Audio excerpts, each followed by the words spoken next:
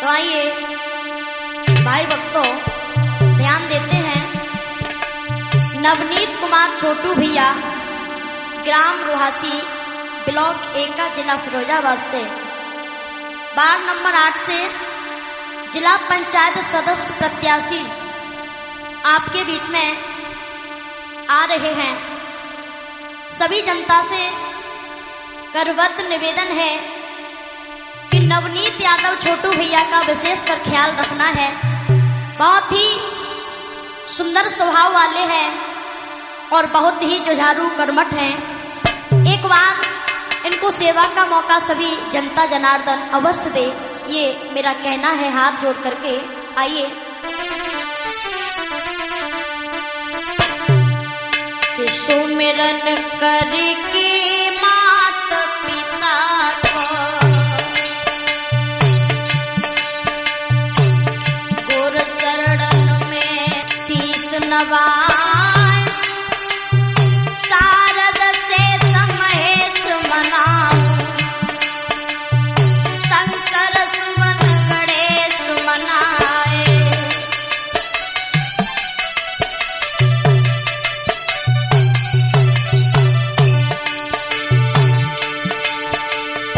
अष्टभुजी दुर्गा दुख हरणी हो,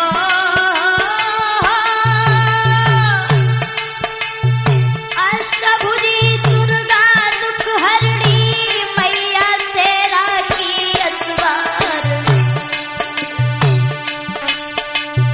महावीर बजरंगी सुमिरे, जंगी गदा हाथ हर बार।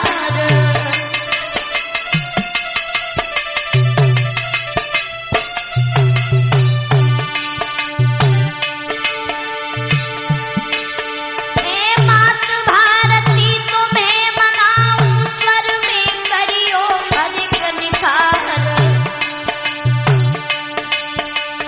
जय यदुनाथ देव की नंदन, वंदन करूं जगत आधार।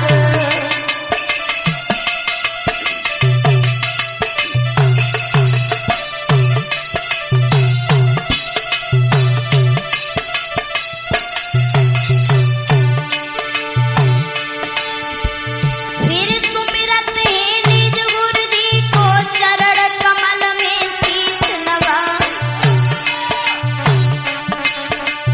कवि विमले सकलम की नैया, कथना कर दो भव से पार।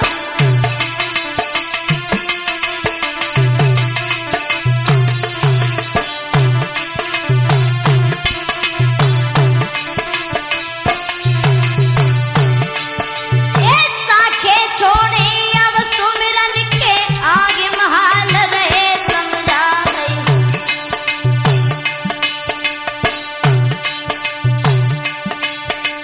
नवनीत भैया को जीवन परिचय हम तुमको रहे सुनाए।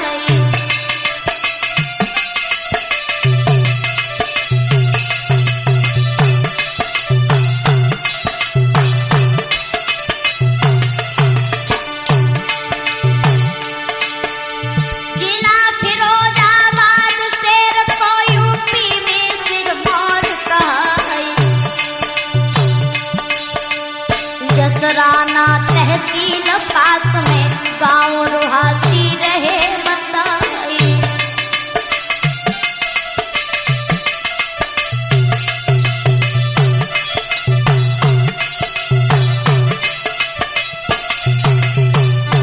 नवनीत यादव छोटू भैया गांव रुहासी के रहने वाले हैं, जो एका ब्लॉक पड़ता है जिला फिरोजाबाद में। बहुत ही नीतवान है नवनीत छोटू भैया। इतना ही नहीं,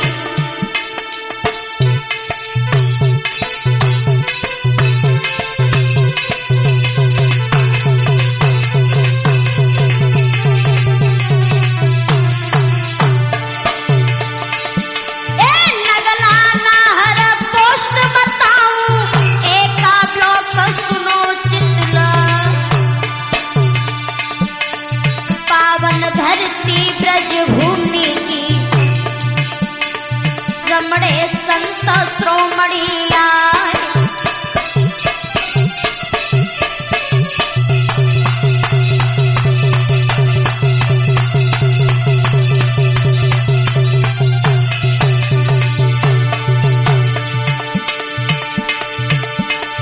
गुड्डू सिंह पिता ही कुंवर के, माता जी कमलेश का,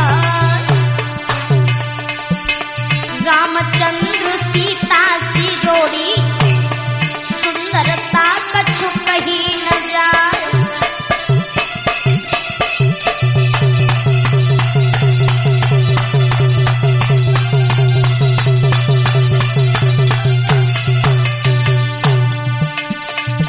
गुड्डू सिंह नवनीत भैया के पिताजी हैं और माता कमलेश बहुत सुंदरता के साथ में अपने माता पिता का प्यार पा रहे हैं नवनीत भैया। और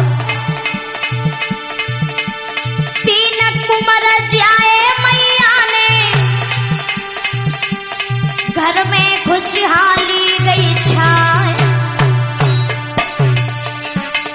दान दए मिल सकल गरीबन, नामकरण तीने करवाए।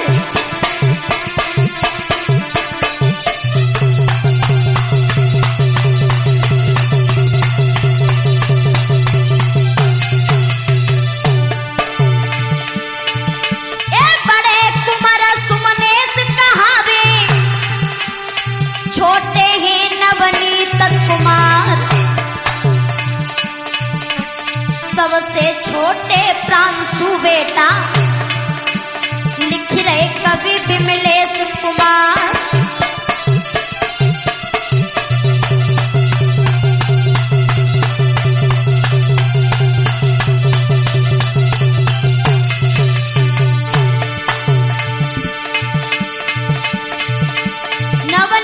छोटू भैया की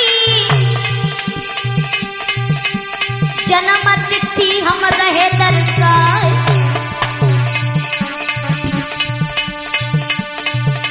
सन 2004 में, सन 2004 में जन्मे, 5 फरवरी रहे बताए।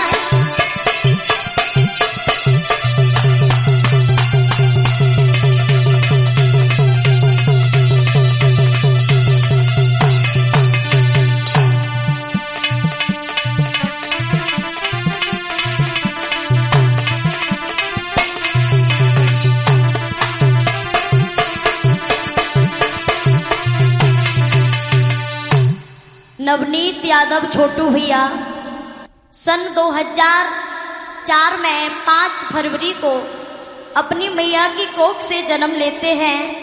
बड़े आनंद के साथ में सभी बेटा को देख करके खुशियां मनाने लगे। हर्षोल्लास घर के आंगन में आ गया है। मैया भी बहुत खुश है, पिता भी बहुत आनंदित हैं। बहुत सुंदर बेटा जब पैदा हुआ है तो आज पिता की खुशी का कोई ठिकाना नहीं है। कितना सुंदर है ये बेटा। नवनीत यादव छोटू भैया जब जन्म लेते हैं तो सभी खुशी होने लगे हैं कि सुंदर चेहरा चितवन प्यारी, मुखमंडल शोभा कहीं न जावे,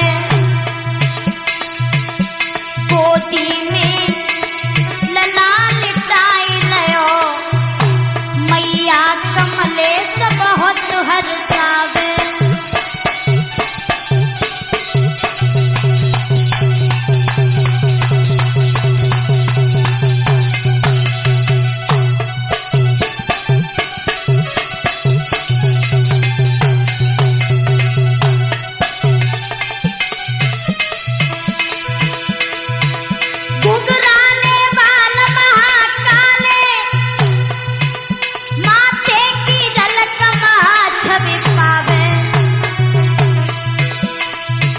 विमलेश कहीं बढ़ने लागे, जैसे फूलों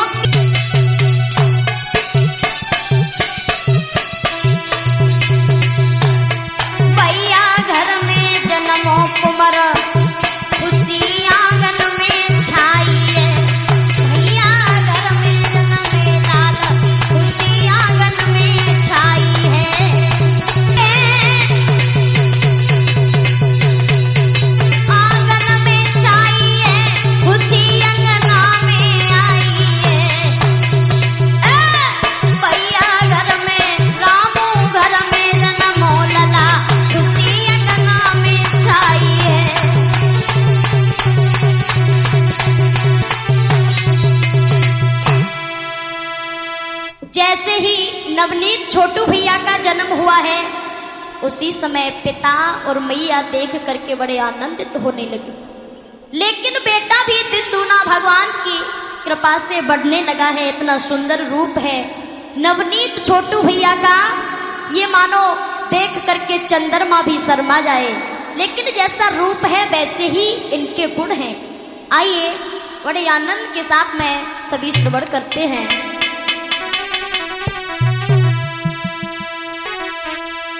सियाने भये पढ़ने बैठा रे,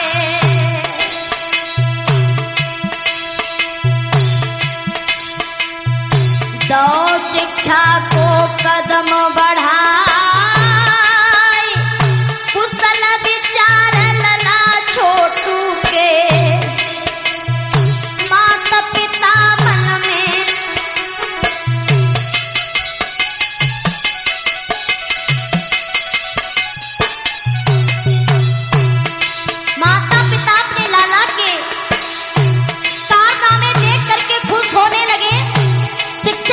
करने के लिए जाते हैं तो सबसे प्रथम अंक पाया है विद्यालय में। मेहनत करके करी पढ़ाई, थे कछु दिल में अधिक विचार, पढ़े लिखे लोगन में बैठे आगे यादव राजकुमार।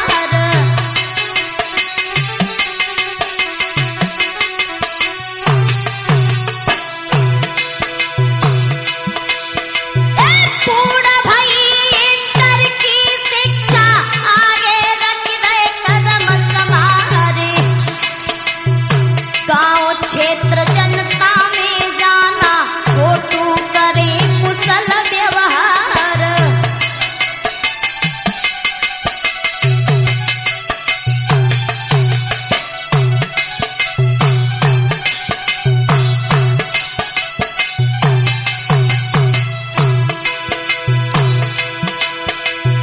लगी लालसा है नाहर को, समाज दुर्बल के हित लड़ी लड़ाई, ना हरसी ना दे तड़ाई।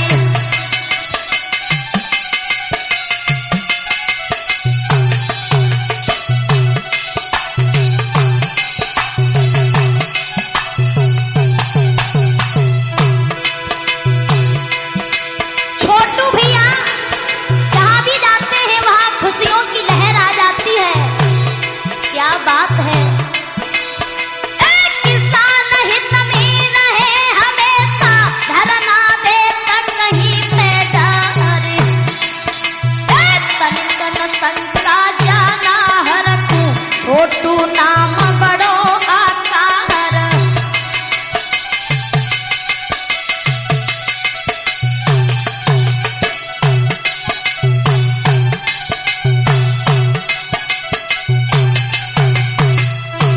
भैया नवनीत छोटू जहाँ भी जाते हैं, कितना भी भारी कार्य हो, अपने बाजुओं के बल पर उसको उठा लेते हैं।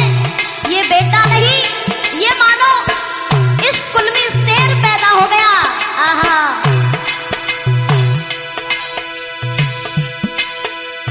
देख कारनामे छोटू के, जनता यद कर रही उमड़ा, पंचायत के ये पद से जनता इनको रही लड़ाई।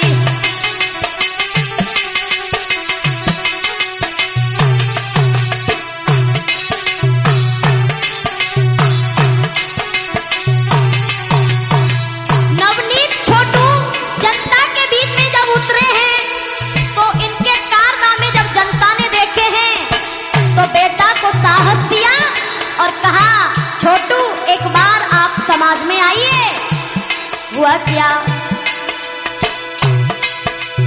नंबर आया था बाढ़ की जनता, सब छोटू को रही लड़ाई। नेक विचार लला छोटू के, सबके दिल में गए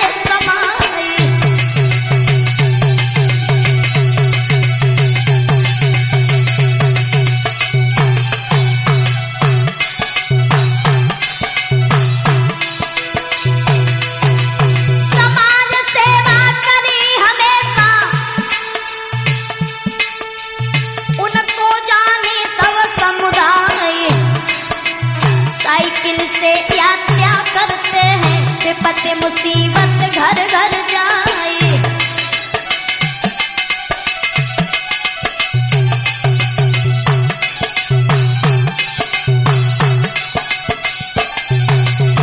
भाइयों, छोटू भैया अपने कानों में भनक पड़ते ही जहां दुख मुसीबत होता है वहां जाकर के सीना तान के खड़े हो जाते हैं और जैसी मदद बनती है वैसी करते हैं।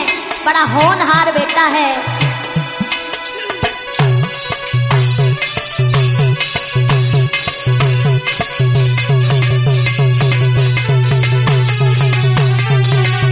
और इतना ही नहीं भैया रामू,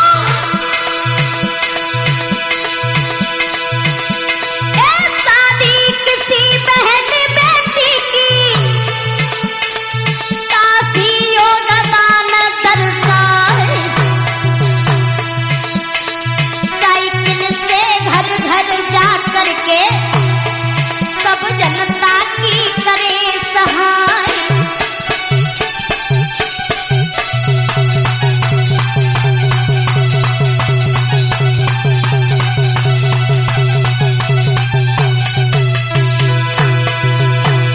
समाज सेवा करने को छोटू बड़ो करे विस्तार। जिला पंचायत के जे पद से लड़ने हेतु भय तैयार।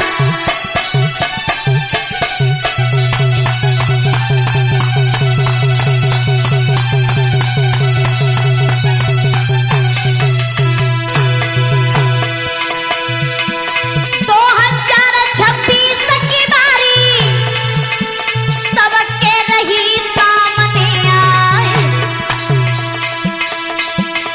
हाथ जोड़ी विनती छोटू की मिलके दियो विजय कराए।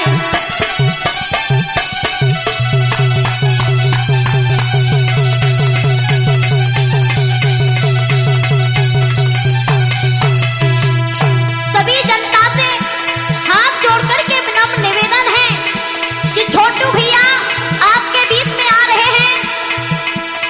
ज्यादा से ज्यादा छोटू भैया पर अपनी नजर बना करके रखना है और जहां तक हो सके वहां तक इस बबर शेर को जनता के बीच में लाना ही है। नंबर 8 बाढ़ की जनता सबसे विनय हजारन बार। जे नवनीत नीति पे चलते जावेंगे सबके घर। आपकी जनता से मेरा कहना है कि नवनीत भैया जिला पंचायत आपके बीच में सेवा करने के लिए उतर रहे हैं।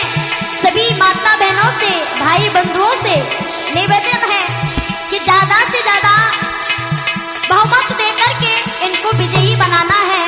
और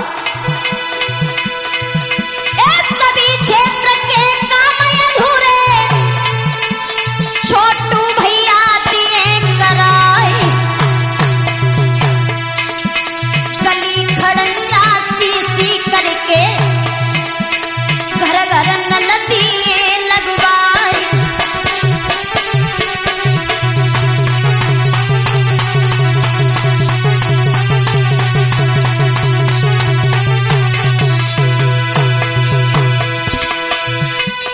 विधवा पेंशन, वृद्धा पेंशन सब लोगन की दे बधवाए। ये सबके राशन कार्ड बनेंगे, बिजली के बिल माफ कराए। आए गली गली में लगे कैमरा, CCTV सीन दिखाए। शिक्षा मुक्त चिकित्सा होगी, जीवन में खुशहाली आए।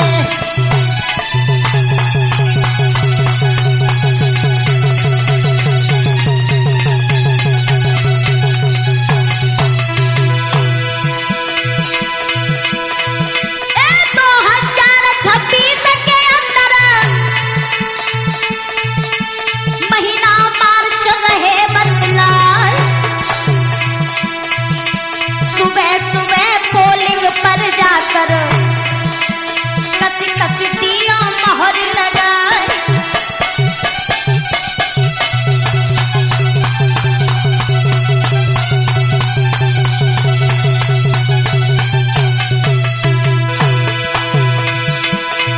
यहाँ तक मुझे जानकारी है कि जो 2026 में चुनाव होने वाला है, मार्च के महीने में मुझे अवगत हुआ है।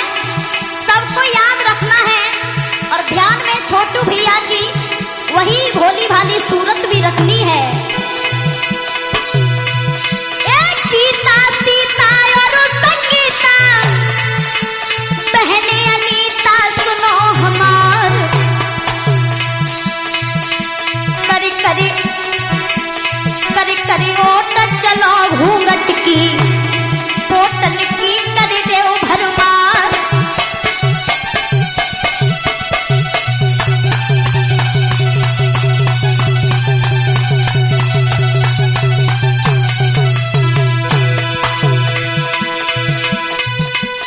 भाई बहन सभी सुन लेना,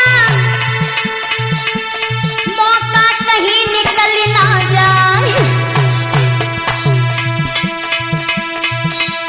नंबर 8 बाड़ की जनता देव छोटू को विजय कराए।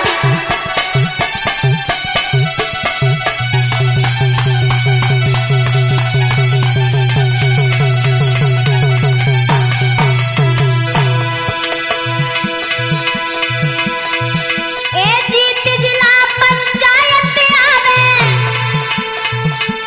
सबके दे सम्मान बढ़ाए। जिस समय छोटू भैया जीत करके आएंगे, उस समय कोई ये न समझे कि छोटू दोबारा लौट करके हमारे पास नहीं आएंगे। जब छोटू जीत करके और अपने गांव आएंगे तो सबसे पहले जनता के बीच में जाएंगे, सबका आशीर्वाद लेंगे। और आगे बहुत सुंदर लिखा है,